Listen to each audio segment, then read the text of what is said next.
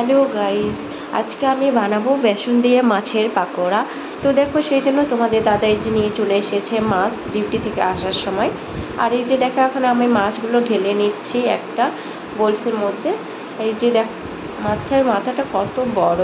এই যে দেখো, 5 কেজি ওজনের মাছ। এখানে কিন্তু হায়দ্রাবাদে খুব বড় বড় মাছ পাওয়া যায়। তো দেখো, মাছগুলো ভালো করে জল দিয়ে ধুয়ে নিয়েছি। এবার এটাতে দিয়ে দেবো সামান্য পরিমাণের লবণ, আর দিয়ে দেবো একটু হলদি। এবার এগুলোকে ভালো করে মাছটা মেখে নেব এগুলো দিয়ে। আর এখানে আমি দেখো নিয়ে নিয়েছি 3টে কাঁচা লঙ্কা, একটা আদা আর কয়েকটা রসুনের বীজ। এবার এগুলোকে ভালো করে মিক্সার মেশিনে বেটে নেব। তো দেখো, এই যে আমি একটা জারের মধ্যে এগুলো দিয়ে দিয়েছি ভালো করে সবগুলোই। এবার দেখো আমার বাটা হয়ে গেছে। তো এই যে মাছের পিসগুলো দেখতে পাচ্ছ, এখন এগুলোকে ভালো করে মেখে নেব আমি মশলাটা দিয়ে। যে দেখতে পাচ্ছ, মশলাটা মেখে নিচ্ছি। এবার মশলা আমার মাখা হয়ে গেছে, এই যে দেখতে পাচ্ছ ভালো করে মেখে নিয়েছি। এখন রেখে দিব একটা ফ্রিজের মধ্যে কিছুক্ষণের জন্য, তাহলে কি ভালো হয়, মশলাগুলো মাছের মধ্যে ধরে থাকে ভালো করে। তো এই যে এখানে আমি নিয়ে নিয়েছি একটা বোলসের মধ্যে বেসন নিয়ে নেব 2 চামচ। এই যে দেখো, বেসন নিয়ে নিয়েছি। এখন এটা দিয়ে দেবো সামান্য পরিমাণের লবণ স্বাদ মতো, দিয়ে দেবো একটু হলদি পাউডার, দিয়ে দেবো মির্চি পাউডার, আর দিয়ে দেবো একটু ধনিয়া পাউডার। এখন একটু জল দিয়ে এগুলোকে ভালো করে মেখে নেব। তো এই যে দেখো, আর দিয়ে দিব এখানে ফিশ ফ্রাই মশলা।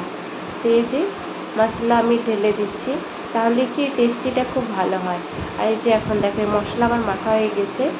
এবার আমি মাছগুলো ফ্রিজ থেকে বের করে নিয়েছি। আর দেখো খুব সুন্দর কিন্তু ধরে গেছে। আর এবার দেখো এগুলোকে এক এক করে সব পিসগুলোতে মশলা মাখিয়ে নেব। তো দেখো, এই যে মশলাগুলো আমি ভালো করে মেখে নিচ্ছি। তো দেখো আমার মশলা মাখা হয়ে গেছে। এবার আমি রেখে দিব একটা প্লেটের মধ্যে। এভাবে আমি সব মশলাগুলো কিন্তু সব মাছের মধ্যে মেখে নেব। এই যে দেখো, খুব সুন্দর করে মেখে নিয়েছি মশলাটা। আর এই যে দেখো আমার সব কিন্তু মাখা হয়ে গেছে। এবার আমি একটা কড়াই বসিয়ে দিয়েছি মাছ ভাজার জন্য। এই যে দিয়ে দিচ্ছি মাছের পিসগুলো। তো দেখো, আমি কিন্তু এক এক করে সব পিসগুলো দিয়ে দিয়েছি। এবার এগুলোকে আমি কিছুক্ষণ হয়ে গেছে ও পাশটা, এবার এই পাশটা আমি উল্টে নেব। তো এই যে দেখো আমি উল্টে দিচ্ছি, আর দেখো একটুকু কিন্তু লাগেনি, খুব সুন্দর কিন্তু ভাজা হচ্ছে মাছগুলো। তো এই যে এক এক করে সব পিসগুলো উল্টে নিয়েছি। তো দেখো এই সাইডটাও এখন আমি ভেজে নিচ্ছি ভালো করে। আর এই যে আমার মাছের বড়া রেডি হয়ে গেছে। তো দেখো খুব সুন্দর লাগে কিন্তু খেতে। তোমরাও একবার বানিয়ে দেখবে বাড়িতে, তারপরে আমাকে বলবে কেমন লাগলো খেতে। তো এই যে দেখো ভেঙে নিয়েছি। আর এই যে এটা কিন্তু এমনি ফ্রাই করেছি, আর এটা বেসন দিয়ে করেছি। এই যে তোমাদের দাদা খাওয়া স্টার্ট করে দিয়েছে।